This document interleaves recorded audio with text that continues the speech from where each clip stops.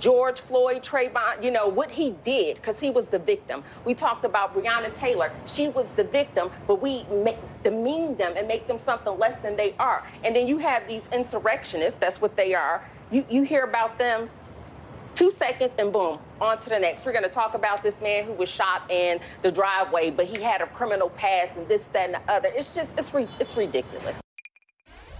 How is it any different than what happened, per se, right here on the streets of Atlanta with those riots? How is that different? But y'all didn't like those riots.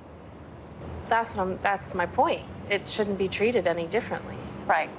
The people that participated should be held accountable. Yeah, should be held accountable for what they did. So many of those people that participated in the riots were not held accountable.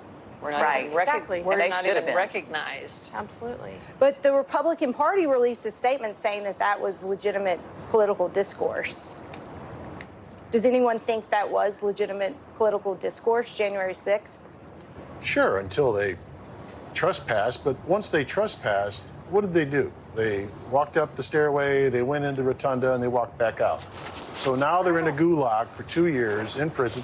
Yeah, They poo-pooed and pee-peed in the hallways and smeared it all over the walls. Out of 5,000 people that entered the building, or 2,000 or whatever, there were only 100 bad actors.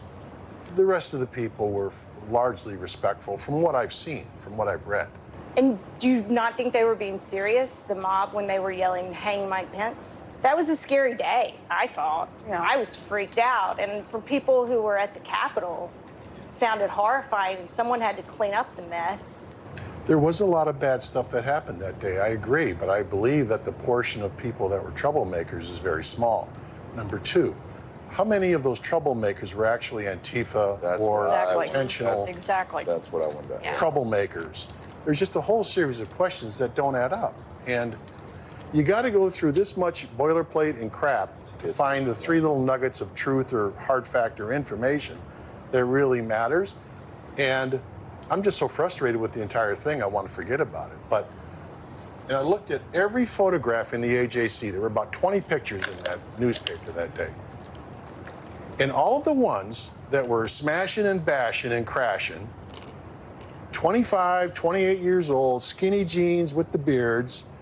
And I said to myself, that's not the normal Republican. I mean, look at us here. I mean, maybe he was paid to do that. None of it makes any sense.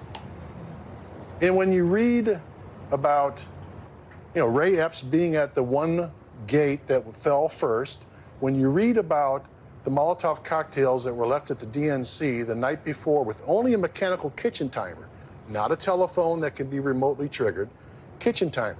So after 60 minutes, the timer can't be activated, so the bomb is inactive. Kamala Harris went to the DNC. The bombs were found by her advance crew at 11:50, 12:50, within 5 minutes of Ray Epps giving his orders to crash the first barrier. And then the riot started because the police had to withdraw from that area and investigate the Molotov cocktails. There is so much going on when you bore down into the facts. Well, and let's take a step.